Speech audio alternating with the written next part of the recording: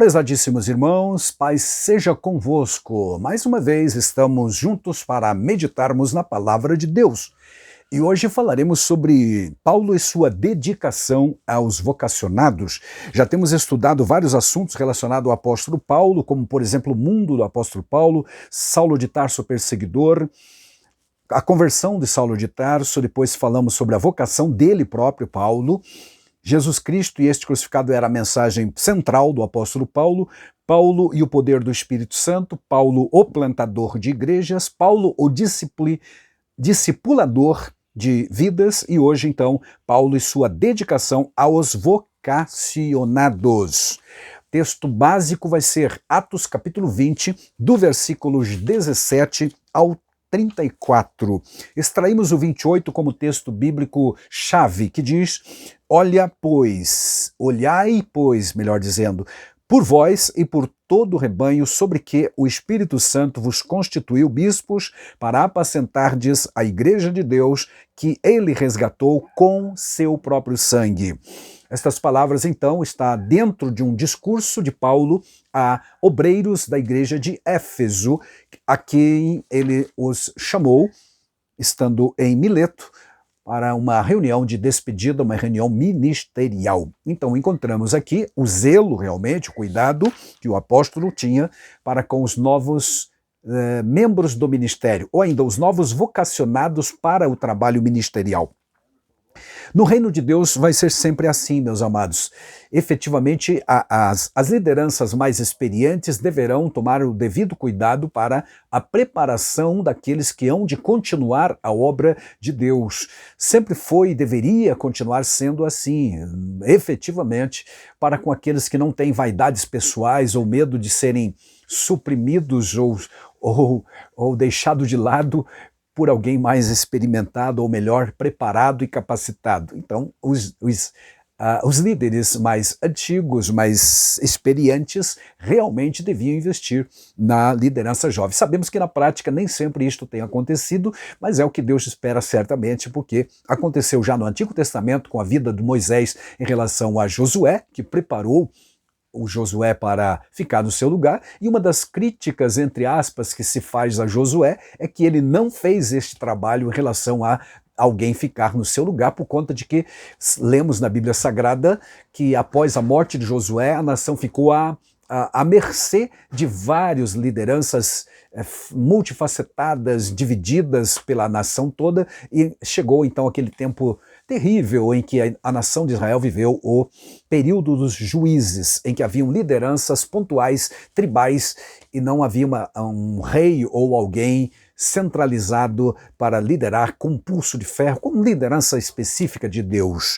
Consequentemente, amados, nós vemos em Paulo, então, esta preocupação com os vocacionados. Ele sabe que não tem muito mais tempo de vida na terra, ele sabe que não é eterno, que vai partir, e ele deixa isso claro em vários dos seus textos que deixou escrito, a Filipenses, e aqui mesmo em Atos 20, ele vai dizer: esta é a última vez que vocês me veem, para usar minhas palavras. Então, inclusive a liderança, os irmãos que estavam lá naquela reunião ficaram muito tristes por conta disso, porque o amavam demais, mas ele sabe que, na prática, efetivamente ele precisa preparar alguém para deixar no seu lugar. Então, amados, vamos lá.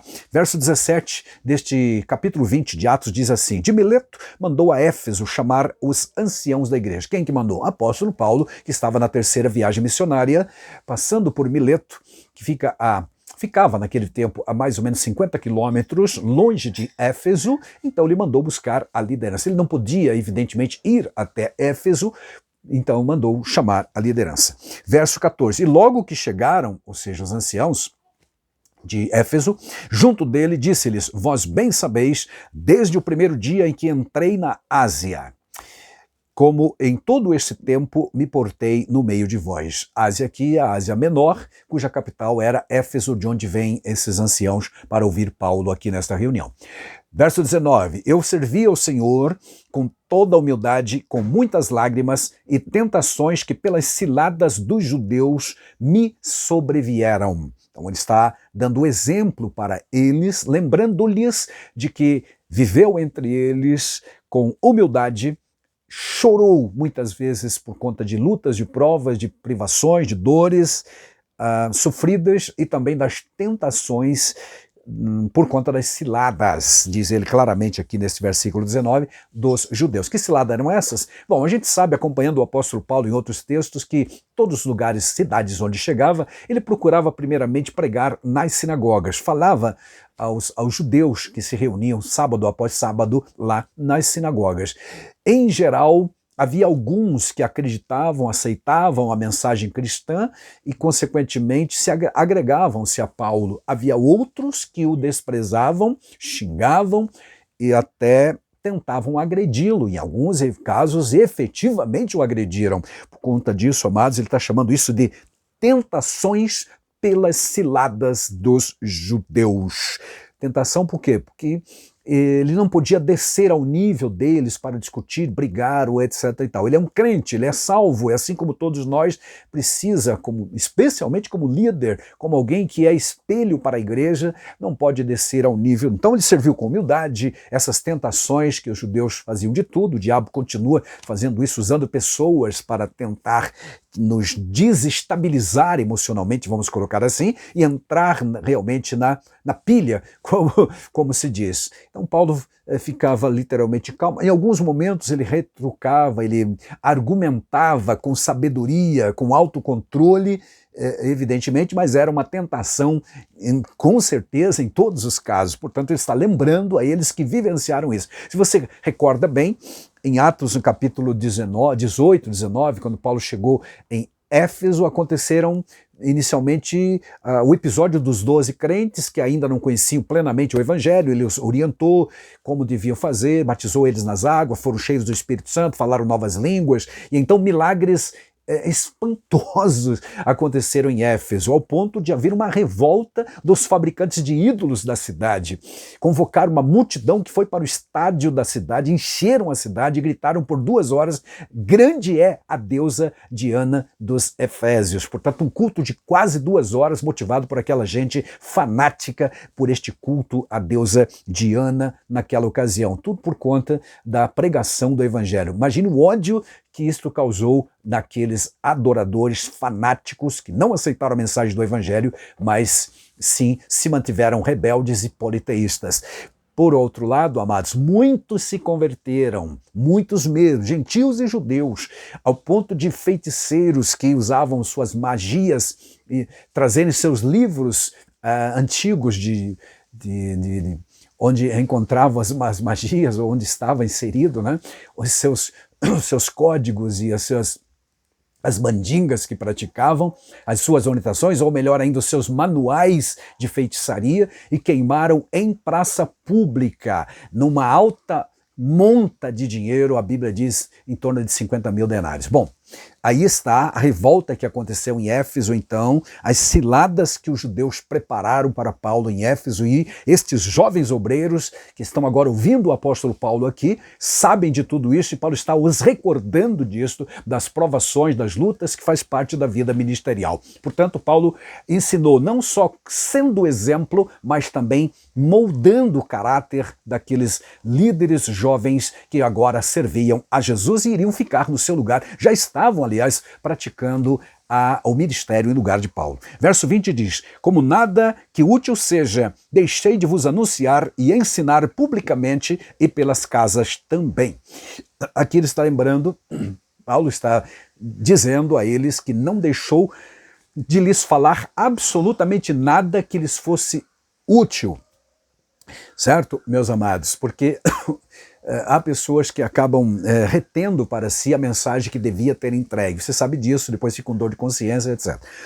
Mas Paulo está dizendo: eu tenho minha consciência limpa, nunca deixei de ensinar tudo que Deus me deu para ensinar. Ainda o verso 21, testificando tanto a judeus quanto gregos a conversão a Deus e a fé em nosso Senhor Jesus Cristo. 2 temas que os novos obreiros deviam sempre pregar e ensinar exaustivamente: conversão a Deus e fé em Jesus Cristo. Enquanto a conversão pode falar de algo negativo, onde você diz não ao pecado, fé diz algo sobre acreditar positivamente em Deus, naquilo que Deus é, naquilo que Deus fez e faz por cada um daqueles que nele acreditam. Verso 22, e agora, neste momento, lá em Mileto, eis que, ligado eu pelo Espírito, vou para Jerusalém, não sabendo o que me há de acontecer. Verso 23, sendo, senão, a não ser o que o Espírito Santo de cidade em cidade me revela, dizendo que me esperam prisões e tribulações. O que é que os novos vocacionados aprendem aqui nesta palavra de Paulo? Que o seu líder maior, Paulo, a quem eles amam e se desprenderam lá de Éfeso, viajaram 50 quilômetros para vir ouvi-lo, talvez pela última vez fisicamente, porque ele está dizendo aqui, claramente mais adiante vai revelar que é a última vez que eles veem o rosto dele, por conta de que ele vai a Jerusalém, será preso e depois deportado para Roma e etc. Bom, o fato é, amados, que ele está deixando claro para estes jovens obreiros que não é só mar de rosas, não é só piquenique espiritual, que tem lutas, que tem prisões, especialmente naquele primeiro século, e também tribulações. Ele disse, estou ligado pelo Espírito. A palavra Espírito aqui está com inicial e inicial minúscula, portanto, Espírito humano, ligado em Deus, ligado na comunhão. Ele vai para Jerusalém sabendo que vai enfrentar essas lutas, porque outra palavra Espírito do verso 23 é Espírito Santo. O Espírito Santo já me revelou, me esperam em Jerusalém prisões e tribulações. Ele não esperava ser bem aceito, louvado, aplaudido, não, elogiado, ao contrário, esperava prisões e tribulações. Então, os novos obreiros, os novos vocacionados a quem ele está preparando, está também dizendo a eles que a vida realmente é dura, é difícil e é preciso ter coragem, denodo, e dedicação e fibra para enfrentar tudo isso e não arredar o pé, não arrefecer na fé. Glória a Deus. Verso 24 do capítulo 20 diz, mas em nada tenho a minha vida por preciosa, contanto que cumpra com alegria a minha carreira e o ministério que recebi do Senhor Jesus para dar testemunho do Evangelho da graça de Deus. Aleluia! Que maravilha! Aqui ele está dizendo a estes novos obreiros, seus sucessores na cidade de Éfeso, o seguinte, eu sei que me esperam prisões e tribulações, mas, gente, eu não tenho a minha vida preciosa para mim mesmo, não tem absolutamente nada de importância nisto, contanto que eu cumpra, aleluia, a carreira e o ministério que recebi do Senhor Jesus e faça isso com alegria. Atenção, associar prisões, tribulações com alegria parece uma coisa de doido, não é verdade? Mas é real e é o que Paulo está dizendo aqui. Vou para Jerusalém, sei que não vai ser fácil, mas eu tenho um compromisso com Cristo assumido e assim deve ser com vocês. Ou seja, está repassando o que ele é para eles, como exemplo para aqueles novos obreiros. Verso 25, e agora, na verdade, sei que todos vós, por quem passei pregando o reino de Deus, não vereis mais o meu rosto. Aqui é o texto em que falamos que realmente foi a última reunião, possivelmente presencial, de Paulo com aqueles ministros, novos obreiros vocacionados a quem ele está agora discursando, orientando, dando, portanto, as suas últimas instruções, porque ele sabe que vai para Jerusalém, esperam ele prisões e tribulações e será preso e levado a Roma. E o texto vai dizer na sequência que estes irmãos naturalmente ficaram muito tristes, abatidos, não queriam que ele fosse. Então, se vai acontecer tudo isso, evite isso, desvie o caminho. Mas não, Paulo diz, eu preciso cumprir com a minha carreira, do verso 24. Aleluia. Aconteça o que acontecer, eu não tenho a minha vida preciosa para mim mesmo. Minha vida é preciosa para Deus, não para mim mesmo. Nada de egoísmo, nada de vaidade pessoal, absolutamente nada. Com tudo isso, ele está repassando àqueles novos líderes como deve ser a vida de um ministro. Aleluia. Espero que ninguém deles deva ter desistido depois de uma palavra dessa, mas acredito que todos continuaram, aliás, servindo a Jesus e servindo a igreja como jovens obreiros que eram, e aí agora muito mais experimentados. O verso 26, seguindo a roteiro da leitura, diz, portanto, no dia de hoje, Vos protesto que estou limpo do sangue de todos, e aí ele dá razão dessa frase dura que ele disse, porque nunca deixei de vos anunciar todo o conselho de Deus. Então, repetindo essa expressão dele, do versículo 26, estou limpo do sangue de todos. Quer dizer, não tenho nada que me acuse, a minha consciência está totalmente tranquila.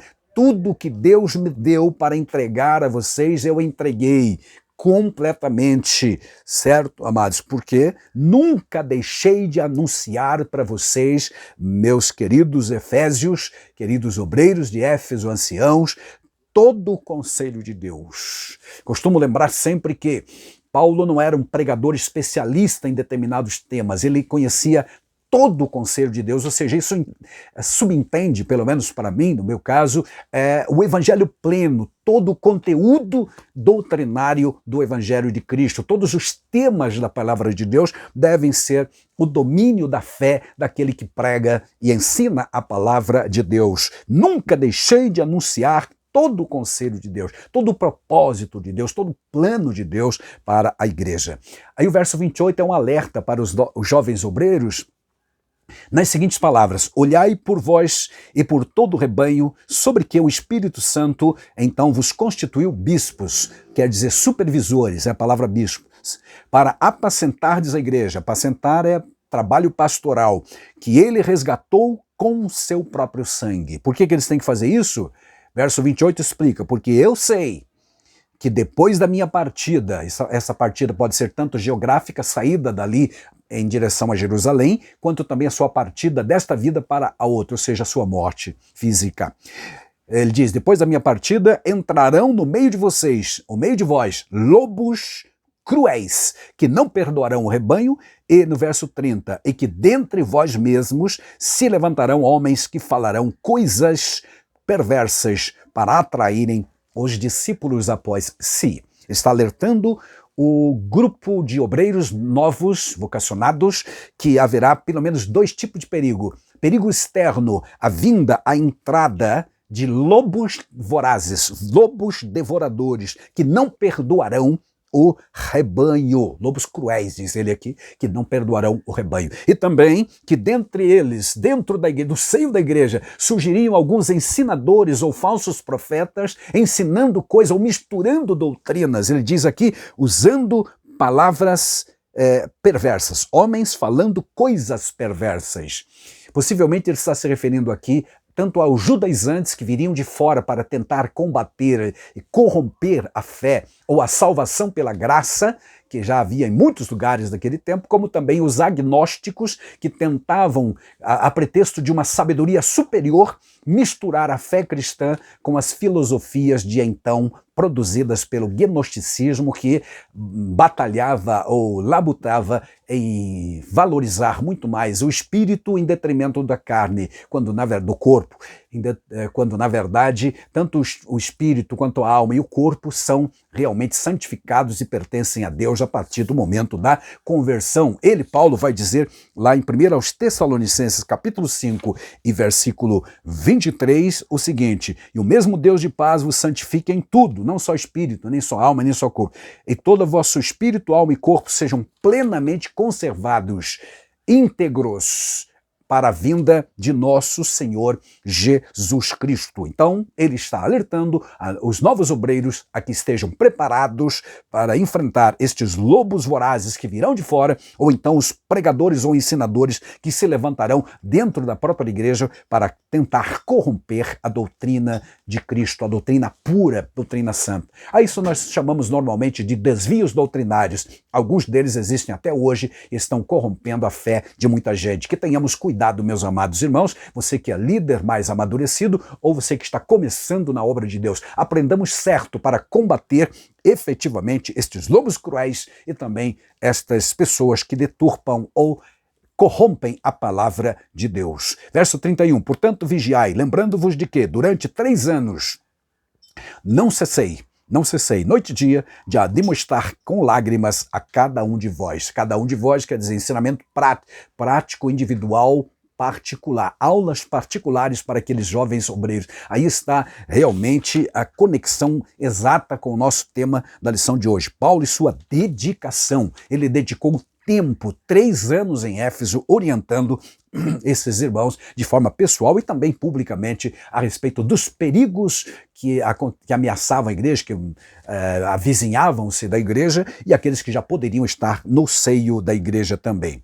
Ele vai, no verso 33, relembrar o seu comportamento entre eles, como exemplo, dizendo: não cobicei de ninguém prata, nem ouro, nem vestes. E o 34, para encerrarmos, diz: vós mesmos sabeis que para o que me era necessário, a mim e aos que estão comigo, estas mãos me serviram. Ou seja, trabalhou secularmente também para a sua manutenção material física, para não ser pesado a eles. Mais uma vez, um exemplo para todos aqueles jovens obreiros que lá estavam ouvindo o apóstolo Paulo. Amados, aqui está então uma preciosa lição sobre uma liderança já madura. Paulo já era de uma idade bem madura quando falou estas palavras, para uma liderança jovem que estava substituindo ele em Éfeso e em outros lugares, especialmente em Éfeso, aqui capítulo 20 de Atos dos Apóstolos. Ele fez da igreja de Éfeso, portanto, o seu ponto de aprendizado para os vocacionados de forma geral, e é um exemplo para todos nós. O legado que ele vai deixar é tanto no sentido de um exemplo, como também de um ensino sistemático de como deve se comportar o jovem obreiro, ou mesmo o obreiro mais experimentado. Então Paulo terminamos dizendo que ele foi não só modelo, mas ele procurou modelar a vida e o ministério daqueles jovens obreiros. Que Deus nos dê sua graça cada dia e abençoe a nossa liderança mais madura para que tenham um devido cuidado e carinho para com os jovens vocacionados, verdadeiramente vocacionados, não aqueles que se introduzem por conta própria no ministério também, mas aqueles realmente vocacionados, sejam devidamente orientados com a graça que Deus dá através do seu Espírito Santo. Que assim seja. Deus te abençoe grandemente e possamos orar mais por conta de que nossa igreja está carecendo de verdadeiras lideranças espirituais que comuniquem, não só verbalizando, mas sendo exemplo. Repito, Paulo foi modelo, mas também foi modelador da vida daqueles queridos irmãos. Amém.